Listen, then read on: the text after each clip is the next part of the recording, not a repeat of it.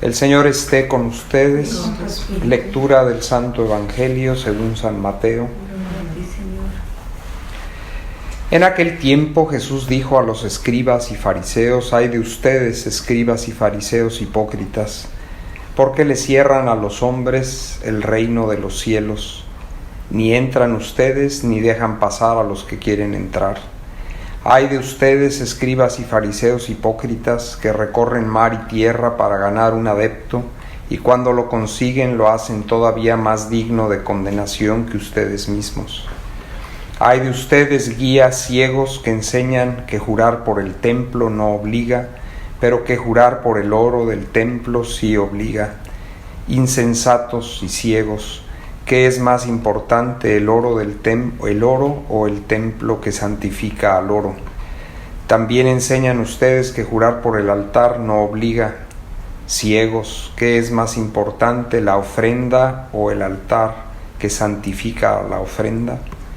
Quien jura pues por el altar, jura por él y por todo lo que está sobre él. Quien jura por el templo, jura por él y por aquel que lo habita. Y quien jura por el cielo, jura por el trono de Dios y por aquel que está sentado en él». Palabra del Señor. Gloria a ti, Señor Jesús.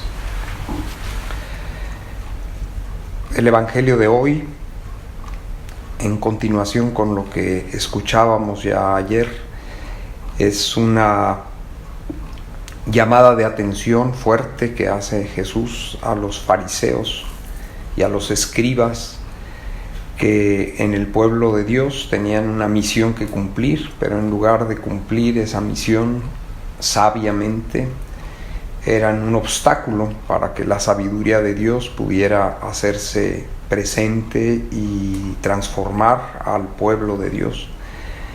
Y son hipócritas porque dicen muchas cosas maravillosas y Jesús dice poco antes que hemos de hacer lo que ellos dicen, pero no hacer lo que ellos hacen. Por eso son hipócritas, porque dicen muchas cosas que son conformes. En aquel tiempo no había más que esto que ha dicho Jesús aquí al final, esta como apostasía o esta deformación de la doctrina, sino que eran gente sabia en el conocimiento de la palabra de Dios y enseñaban lo que tenía que enseñarse. Ellos no lo cumplían, ahí estaba su hipocresía. Y luego en esto sí habían deformado las cosas porque habían añadido tantas enseñanzas que eran solo enseñanzas humanas, que no venían de Dios, y las imponían como si fueran divinas, es decir, como si fueran mandatos de Dios. Esto se convertía en una enorme carga para la gente que no podía ni siquiera recordar tantas cosas ellos habían añadido a las leyes. Por eso Jesús sintetiza todo en 2 mandamientos, porque eran tantos que se perdían en medio de tantas normas que tenían que cumplir. Se pasa un poco como en los gobiernos de hoy en el mundo, que las leyes se hacen tan complicadas, son tantas, que así no pueden surgir negocios. A la gente se le hace muy complicado cumplir con sus deberes civiles de ayudar y de colaborar con toda la sociedad en la que vivimos, y luego se malusa ese dinero. Así en este caso, esta gente habían multiplicado tanto las normas y los mandatos que primero solo ellos, que los habían inventado, eran los que se los recordaban. La gente, imposible que pudiera retener en su cabeza, eran 600 y pico de mandatos. No 10 mandamientos, 600 y pico. Y como se ve en lo último que leíamos, de que enseñaban que es más importante el oro, que era más importante el oro del templo que el templo. Dice, pero ustedes perdieron ya la cabeza. ¿Qué es lo que santifica al oro?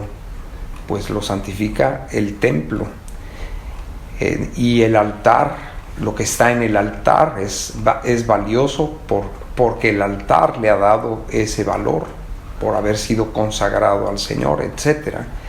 Es decir, habían deformado y no dejaban entrar Cierran a los hombres las puertas del reino de los cielos.